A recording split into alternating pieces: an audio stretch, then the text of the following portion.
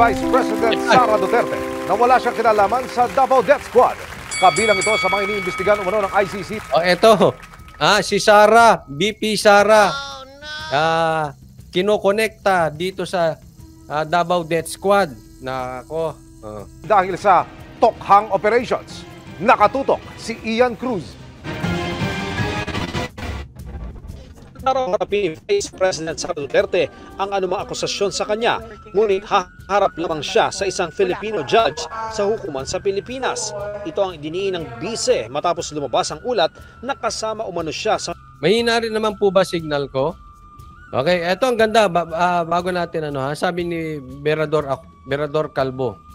Coach Oli, ama ni Tambaluslos ang isa sa sumira ni kay Marcos Sr. Tapos, eto na naman ngayon, Marcos Jr. sinisira na naman nitong anak na sumira sa ama.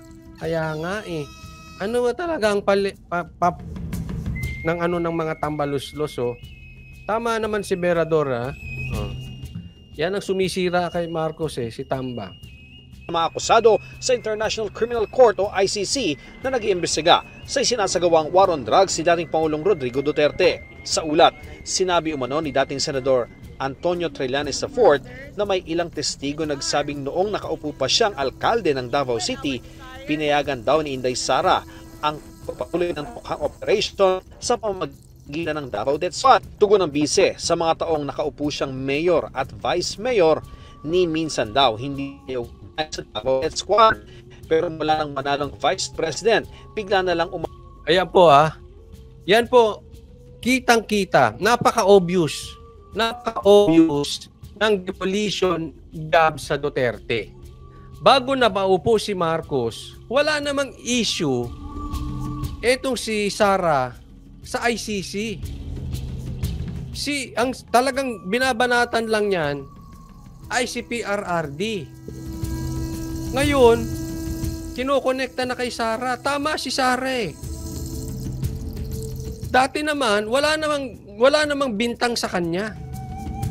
About dyan sa death squad na yan. Wala siyang connection sa ICC. Hindi nga siya nababanggit sa ICC. Kayong kasali na siya. Kaya kitang-kita may target po sila Hindi, alam mo, si PRRD, hindi yan ang main target nila. Ako naniniwala, yes, kasama si PRRD sa target nila. Pero ang talagang target nila dito, si Sara. Hindi naman kasali ito Ngayon lang yan. Ngayon lang panahon ng administrasyon ni Tambaluslos kung kailan dinidiin siya sa ICC. Tapos ito naman, sausaw naman to si Trillanes. Ito si Trillanes talaga. Ito yung parang vlogger na galit kay Banat Bay. Pag talaga may babanat kay Banat Bay, sausaw ng sausaw para lang maging relevant. Ganyan. Ito namang politiko na ito, pag may titira kay Trillanes, ay titira kay PRRD, may titira sa Duterte, sausaw. Hindi ko alam kung ito bang taong tong si Trillanes ay pinanganak para ma-insecure sa mga Duterte. Di ba?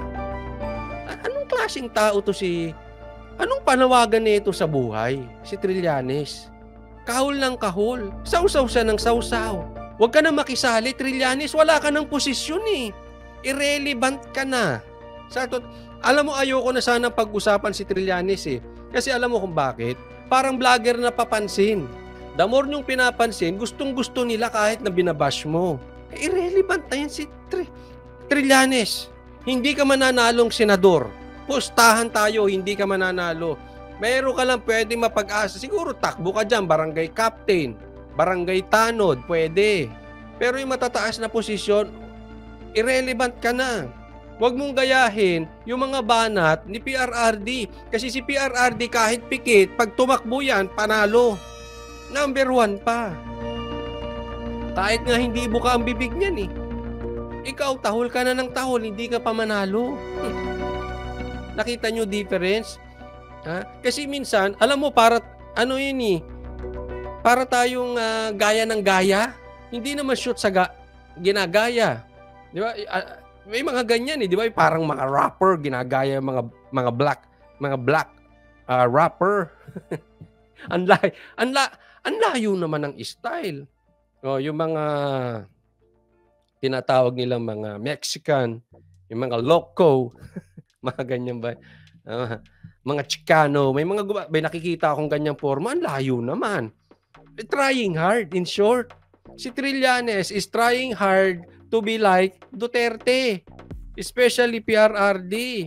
Sa pagbukas ng bibig, wala. Laos ka. Hindi ka type ng tao. Pa-interview ka na lang dyan. Yan lang naman na may gusto mag-interview sa'yo, si Christian. Nagbobolahan yung dalawa.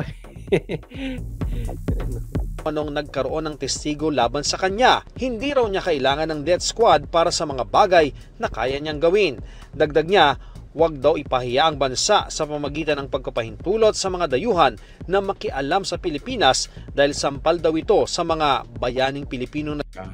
Alam nyo, eto yan ha. It's normal na magkakaiba tayo ng political affiliation. Siyempre, hindi may iwasan, may political bias tayo. Meron tayong sinusuportahan. No? So, kaya nga meron dilawan, may pinklawan, may pulawan. Ngayon na magkasanib na sila, kaya nga pulawan. Merong DDS. So, normal yan. May mga ganyan.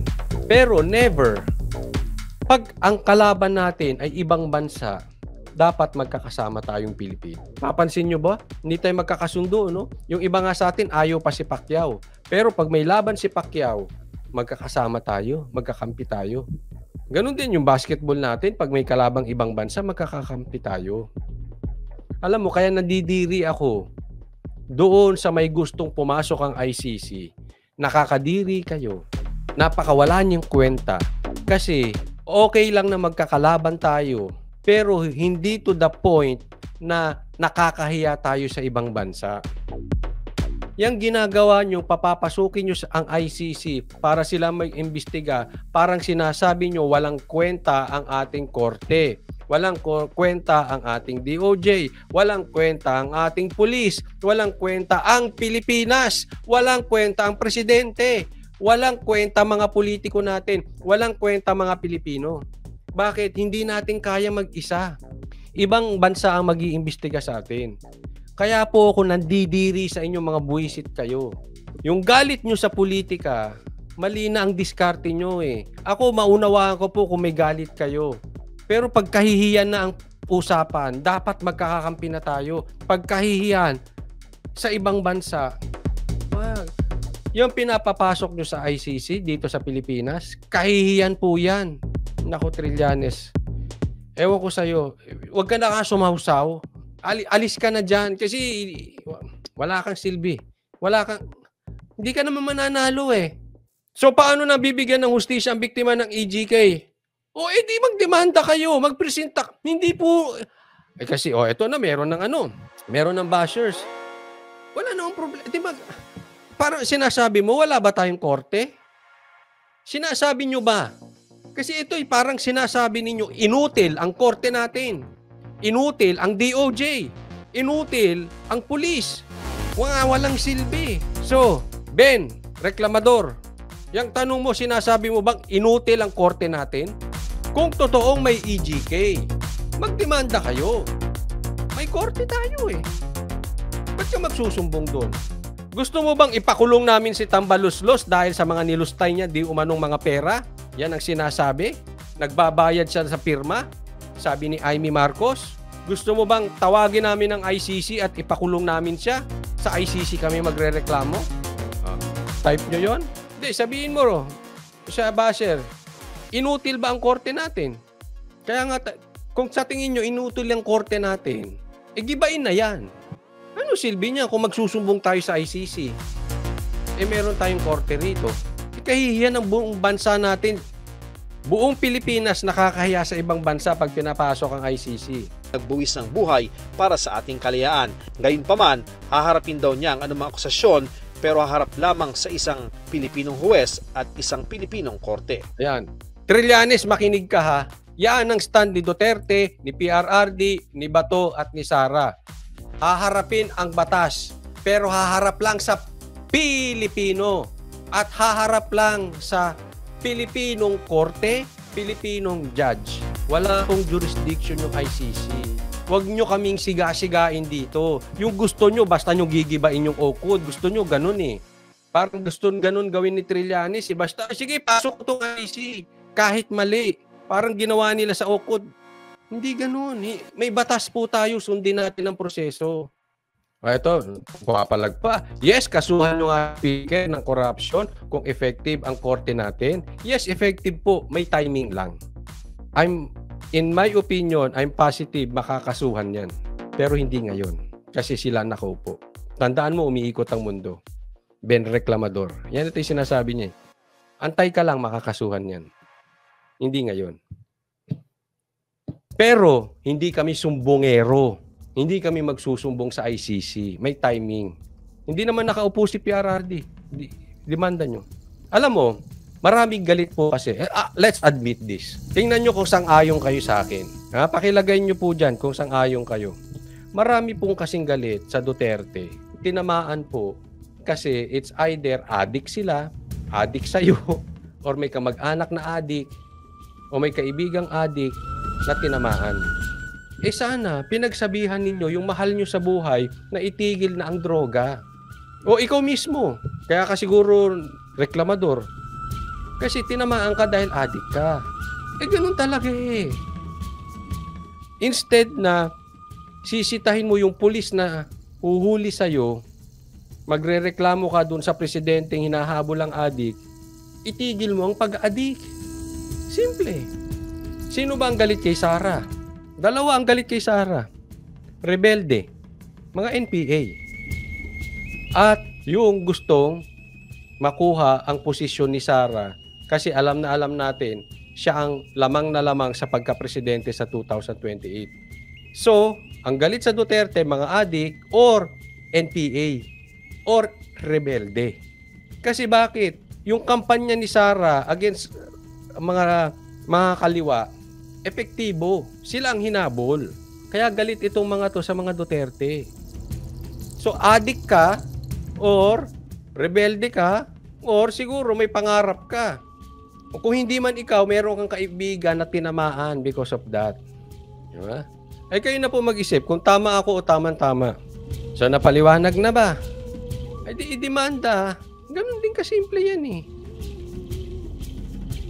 Kasi hindi po lahat, isipin ninyo, lahat na nagiging problema natin, isusumbong natin. Pag hinayaan natin ang ICC, so lahat na magiging problema natin, susumbong natin sa ICC. Wala nang mangyayari sa bansang Pilipinas. Nakakahiya tayo. Kasi hindi pwedeng pagbibintang lang. Kailangan lahat ng bagay may investigasyon. Lahat ng bagay may ebidensya. Pero again, before we move on, kung meron kayong mahal sa buhay na nag-a-addict at nagre-rebelde, pakipagsabihan ninyo. Huwag kayong basta magagalit sa Duterte. Dahil sinusupil yung mga illegal na gawain ng mga adik. Yung mga illegal na gawain. Kahit ba bata kung nagbebenta. Kung bata nang re-rape dahil adik, re-rapein yung anak mo. Type mo, bakit? Adik? Kasi bata? Pagbigyan? Simple. Pagsabihan nyo yung mahal nyo sa buhay. Hindi ko po inaano yung mga adik Pero, wala tayong magagawa Yan ang batas Kailangan nyong ihinto yan bago pa kayo hintuin. Sa bagay, ngayon, pahinga kayo. Hindi kayo masyadong nahahabol. Pero pagdating ng 2028 at naupo si Sara, lagot na naman kayo. So kakatakbo nyo sa problema, better yet, harapin nyo problema. Itigil nyo na yung droga. Huwag kayong magalit sa Duterte, itigil nyo na yan. Kasi makakabalik at makakabalik ang Duterte. So, pag tinigil mo yan, hindi mo kailangan magalit sa Duterte. Matutuwa ka pa. Bakit? Nahinto mo yung droga